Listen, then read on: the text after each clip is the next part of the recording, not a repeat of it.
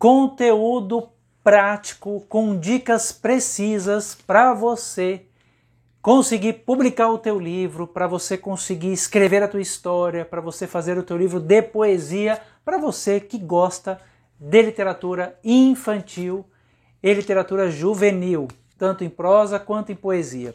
Vou dar algumas dicas bem legais aqui. A primeira delas, não espere a grande ideia. Eu preciso ter uma ideia quântica maravilhosa e que vai revolucionar o sistema literário infantil. Não. Às vezes uma ideia simples gera uma obra encantadora. O maior exemplo disso é a história do Romeu e Julieta. Tem nada mais simples nessa história. Filho de uma família X, Montecchio, filha de uma família Capuleto, que se apaixonam, mas não pode se apaixonar porque os pais são inimigos. Isso, inclusive, não é um enredo nem original do Shakespeare, ele é muito anterior ao Shakespeare. Mas o que o Shakespeare fez foi trazer uma propriedade na narrativa muito grande. No caso, ele misturou, quando os personagens falavam amorosamente, ele usava a estrutura do soneto, quando era o conflito, ele usava a prosa, quando era algo ligado à loucura, algo que se assemelhava ao limerick, enfim, ele usou técnicas narrativas para isso. Então, gente, não espere a grande ideia, às vezes uma ideia simples, bem contada, bem com esse enredo bem costuradinho, com os personagens bem montados, você pode fazer uma excelente obra para criança. Segunda dica, anota, pega a caneta e o papel. Antes disso, pessoal, compartilhem esse vídeo com quem vocês quiserem, bota aí o sinalzinho de que gostou, porque isso ajuda na divulgação deste material. Então, se você conhece alguém que gosta de escrever livro para criança, tem a ideia de publicar, quer escrever, porque todo mundo que escreve, imagino, quer publicar, né? Senão a pessoa não tem problema nenhum. Se a pessoa não quer publicar, ela vai escrever para ela mesma. Não espere a ideia quântica, a ideia maravilhosa é a primeira dica. Segunda dica, eu ia falar aqui, aprenda técnicas de escrita criativa. Eu não gosto de aprender técnicas, as técnicas me aprisionam, eu quero voar com a minha imaginação, com a minha criatividade. Presta atenção. Se você acha que ter um conhecimento de algo vai te aprisionar, honestamente, você precisa repensar, ou pelo menos eu convido você a repensar se isso mesmo faz sentido. Por exemplo, se você escreve poesia para criança e você não sabe o que é métrica, você não sabe o que é uma métrica de 5 sílabas, onde que vai a tônica, você não sabe o que é uma métrica de 7 sílabas, desconhece um decassílabo, enfim, você não tem noção de métrica. Mas qual é o problema? Eu não faço versos metrificados, eu faço poesia solta, eu vou pelo ritmo do meu coração. Maravilha! Mas o convite que eu te faço é: conheça as técnicas para aquilo. Então saiba o que é uma metrificação. Não quer dizer que você vai colocar no teu texto a métrica. Pode ser que você conheça a metrificação e continue fazendo poemas sem métricas fixas, somente no ritmo, não tem problema algum. Mas você conhecendo um pouco da forma, você vai optar em usar ou não. Sabe como chama isso? Liberdade. Aí você escolhe se você quer usar ou não. Não, isso aqui, isso dá para jogar com métrica de 8 sílabas, não, isso aqui não dá, isso vai com 5, ou eu quero realmente esquecer a métrica. Então, assim, conhecer a técnica nos dá liberdade para você usar ou não. Isso eu dei exemplo só na poesia. Na prosa, conhecer a principal técnica para mim da escrita literária é aquela: mostre, não conte. Tem várias outras, mas essa com certeza é a mais conhecida. Mostre, não conte. O que é mostrar? É você trazer por meio de uma ação aquilo que o personagem está sentindo. O que é mostrar? É trazer por meio de uma ação, por meio de uma ação, aquilo que o personagem sente. Contar é você simplesmente descrever. Exemplos na literatura infantil. Contar. Era uma vez um lobo malvado. Contei. Certo? Mostrei. O lobo engoliu a vovó. Perfeito? Era uma vez um porquinho muito trabalhador. Contei. o porquinho mais velho construiu uma casa de cimento e concreto e ferro e não sei o que. Mostrei. Essa é uma técnica, eu dei exemplos aqui simples, que o contar faz com que o leitor não se identifique com aquele personagem. O contar era uma vez um lobo malvado. Não quer dizer nada, até porque o lobo malvado para mim é uma coisa, para você é outra. Quando a gente mostra, eu começo a julgar pelas minhas próprias experiências e você pelas suas, aquele ato que o personagem fez. Então, por exemplo, se você escreve histórias e desconhece essa técnica, o seu texto vai perder aquela possibilidade de fazer assim, puf! Talvez seja esse um dos motivos, a falta de técnica, que os editores não leem os textos. Na verdade, eles leem a primeira linha, gente, o primeiro parágrafo, e a gente fez vários encontros aqui, inclusive com editores, eles falam isso, eles não vão ler porque eles recebem centenas de livros por ano. Centenas de livros por ano. Então eles vão ver aquele livro que está mais preparado para compor o catálogo. Então, assim, a técnica, para mim, seja na prosa ou na poesia, por que eu estou fazendo esse vídeo de prosa e poesia? Se vocês observarem, geralmente eu faço separado, para o pessoal que escreve poesia e para o pessoal que escreve prosa. Mas muitos autores e autoras de literatura infantil navegam pela poesia. E muitos poetas e poetisas constroem narrativas em versos. Muitos escritores e escritoras navegam pela poesia. Claro, a poesia infantil está inerente à literatura da infância. Então, é importante para o autor que faz prosa conhecer o processo da construção poética, não precisa utilizar, não vai te prender. E para o poeta que faz narrativa em verso, ter noção do que é um enredo, do que é um conflito, do que é uma ideia central, do que é uma ação presente. Porque se ele não souber, ele vai ficar preso à forma poética, seja ela qual ele escolher. E não vai construir uma história interessante, porque você pode fazer uma história interessante. E a forma em prosa ou em verso é uma escolha estética tua. Mas o que vale mesmo é a história. Então a segunda dica, conheça a técnica, porque a técnica faz a gente voar. Voar. E a gente que está escrevendo livro para a infância, a gente está descobrindo e construindo mundos novos que ninguém conhecia. Nós estamos sendo os primeiros a palpar esse mundo para o leitor depois ter essa experiência emocional, não intelectual. Então você só vai criar mundos interessantes, livros extraordinários, se você puder voar. E a técnica, gente, ela te ajuda a voar. Ela te ajuda, é como um trampolim. Sem trampolim você pula, sai isso aqui do chão. Com trampolim você bate e puff, voa. E aí você alcança mundos inimagináveis, e essa é a ideia da técnica. Então, esquece que a técnica aprisiona. Você conhece a técnica, escolhe se vai usar ou não. Nenhum manual de escrita criativa, nem de prosa, nem de poesia vai dizer que você tem que fazer. Vai sugerir. Porque no fundo, a arte brota do nosso coração. Né? Eu já publiquei 35 livros. Vocês perguntam para mim se eu sigo à risca todas as técnicas que eu ensino. Eu sigo o meu coração. No momento que eu estou escrevendo, eu sigo o meu coração. Mas as técnicas me ajudam antes da escrita para eu, como artista, me aperfeiçoar. Então esquece essa ideia, gente, de que o escritor fechou o olho e faz aquilo, canalizou. Pode fazer, mas depois tem a reescrita. Você vai reescrever aquilo, ou seja, você vai trabalhar tecnicamente a técnica. As técnicas servem antes da escrita e depois da escrita. Na hora que você está escrevendo, não pense em nada. Nem se é ponto ou ponto e vírgula. Na hora que você está escrevendo, não pensa nem se o porquê é junto ou separado. Bota para fora. Exagera. Põe tudo sem pensar. Se você está escrevendo uma história e a história te levou para um caminho que você não estava esperando, vai. Na reescrita, essa é a terceira dica, o poder da reescrita, você vai ver se isso faz sentido ou não. Aí na reescrita, você vai usar mais o raciocínio, mas você vai lapidar, moldar aquilo que brotou de uma verdade. Faz sentido para vocês?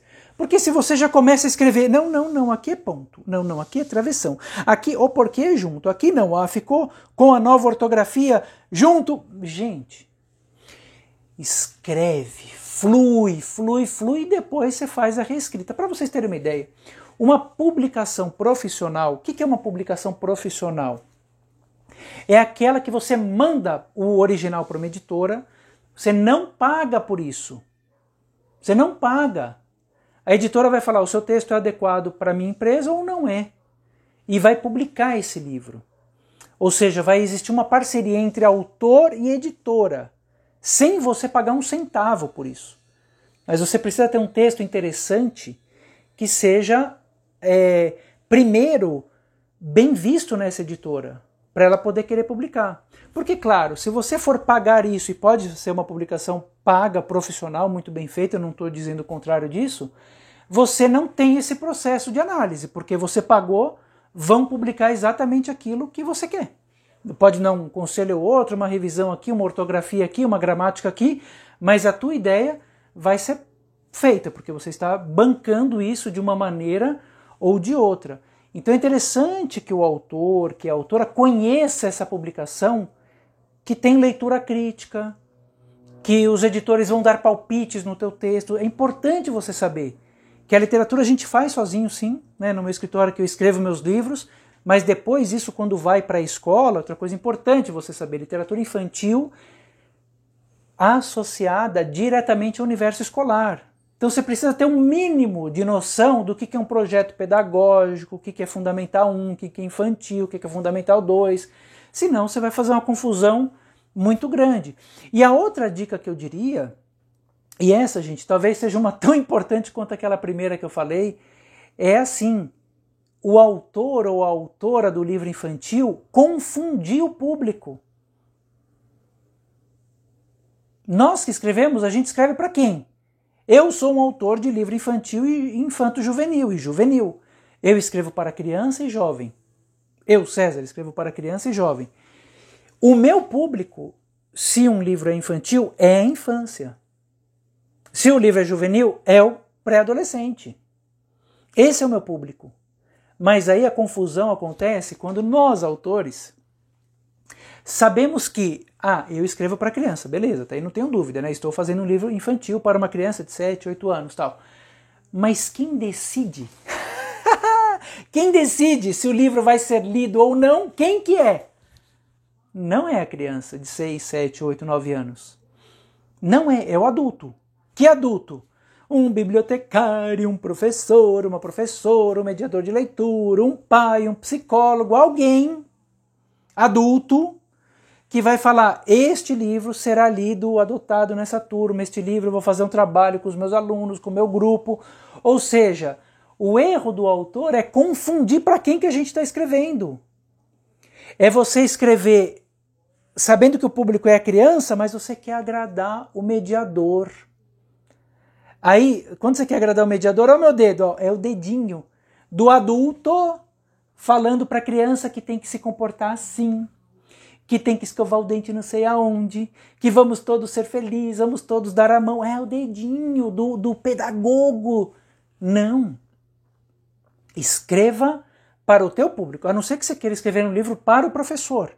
Maravilha, para um adulto, como trabalhar não sei o que com grupos de criança. O público é o adulto que trabalha com criança. Eu, quando dou os meus cursos, eu dou curso como escrever histórias para crianças, como escrever poesias para as crianças. O meu público é adulto, mas são adultos que trabalham com criança. Não adianta uma criança de 8 anos assistir um curso meu. Melhor ela assistir uma palestra, uma apresentação de contação de histórias. Eu tenho que ter claro na minha cabeça para quem que eu estou falando. Você que está escrevendo a mesma coisa. Eu estou escrevendo para a criança, para o jovem. O professor ou a professora, ou o adulto mediador, ele é treinado, gente, para esse olhar. Ele vai pegar essa sua história e vai transformar num projeto pedagógico. Não vem você, autor, você, autora, querer ensinar um professor a fazer projeto pedagógico. Se você, em algum momento, tem essa confusão, lembra do feijão e do algodão. Sabe aquela experiência que tem um algodãozinho molhadinho? Você já fez quando criança, eu já fiz, meus filhos fizeram, e os seus netos, nossos netos vão fazer. O homem vai estar morando em Marte. As crianças vão fazer essa experiência. para mostrar a semente germinando, que ela vai seguir o sol, aquela coisa maravilhosa. O professor pega um algodão, uma semente e uma experiência e transforma em projeto pedagógico. Ele é treinado para isso. O feijão não está pensando, eu vou crescer porque eu quero mostrar para o professor a importância da água no processo de germinação, da liberação de fitato. O feijão, gente, não está nem aí para isso. O feijão vai seguir o rumo dele. Você, escritor, você, escritora, siga o teu rumo. Escreva, pelo amor de Deus, para a criança, para o jovem. O mediador vai saber, porque ele é treinado para isso, o que ele vai fazer. Então escreva uma boa história. Que aí sim, o professor pode trabalhar isso, sustentabilidade, bullying, o que quer que seja, mas o teu público é a criança. Você vai buscar dentro de você mesmo tuas experiências, que você vai se emocionar com aquilo e vai transferir para o teu personagem, ou para o teu poema, ou para o teu personagem com poema, e aí a criança vai sentir todas as emoções que você sentiu quando escreveu. Aí a literatura acontece. Então, não faça confusão do público. Isso é muito mais comum do que vocês imaginam. Eu vejo assim direto pessoas que escrevem para criança, mas estão escrevendo para o adulto. Não, o adulto vai trabalhar a questão dos biomas. Não. Crie uma história que se passe nesse bioma, aí o professor vai saber o que fazer. Ele é treinado, capacitado para isso. E a editora cria todo um projeto pedagógico para ajudar o professor. Porque tem professor que realmente não conhece o tema que você está trazendo, às vezes não é normal. Mas isso é um trabalho da editora, não é um trabalho do autor, certo? Que mais, gente? Que mais? Bom, você vai ter que lidar com a crítica de uma maneira saudável, certo? Vai entrar num curso de escrita criativa, as pessoas vão falar do teu texto, vão dar palpite, vão dar opinião. Você vai aprender a ter humildade. O escritor de livro infantil, pessoal, ele precisa ter humildade, não somente para olhar o mundo com o olhar da criança, isso é fundamental. A gente não pode escrever um livro com a mente adulta, certo? Eu, que nasci não sei quando, nos anos 70, nos anos 80, tenho filho, tenho conta para pagar. Isso é a mente adulta, experiência adulta, as emoções adultas, que se você escrever olhando por esse prisma, você vai estar com o dedinho apontando. Essas crianças de hoje não brincam mais, porque no meu tempo eu subi em árvore. Isso é chato, isso afasta o leitor.